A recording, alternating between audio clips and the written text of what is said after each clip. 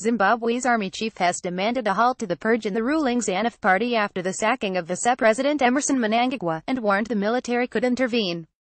The current purging, which is clearly targeting members of the party with a liberation background, must stop forthwith, Gen. Constantino Chiwenga told a media conference on Monday attended by about 90 senior army officers at military HQ.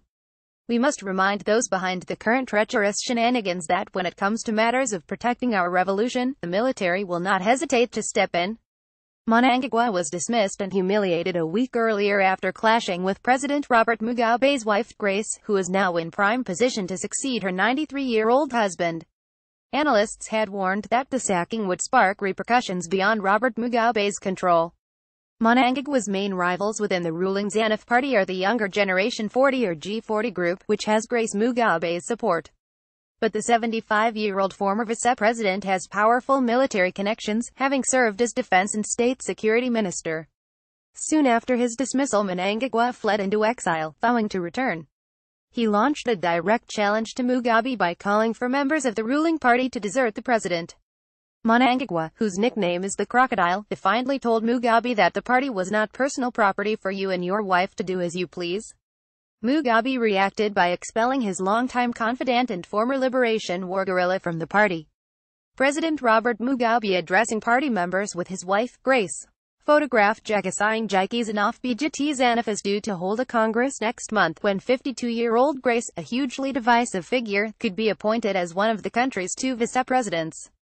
The move could pave the way for her to get the top job. Mugabe, the world's oldest president, has refused to name his successor. Zimbabwe goes to elections next year to vote for a president and lawmakers. Chiwenga urged unfettered participation at the party's special congress in December to choose new leaders. Members must go with equal opportunity to exercise their democratic rights, he said. Chiwenga claimed ZanuPF had been infiltrated by people who were seeking to destroy it from within. Known counter-revolutionaries must be exposed and fished out, he said. The purging in the party had plunged the country into a crisis, he added. He also called on the ruling party officials to stop reckless utterance, denigrating the military, which is causing alarm and despondency within the rank and file. The army boss added that the infighting in the party was damaging the country, which is gripped by an economic crisis.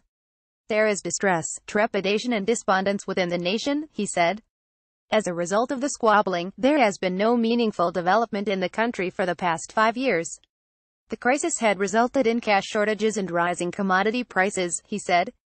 Zimbabwe abandoned its currency in 2009 in favor of the US dollar because of hyperinflation.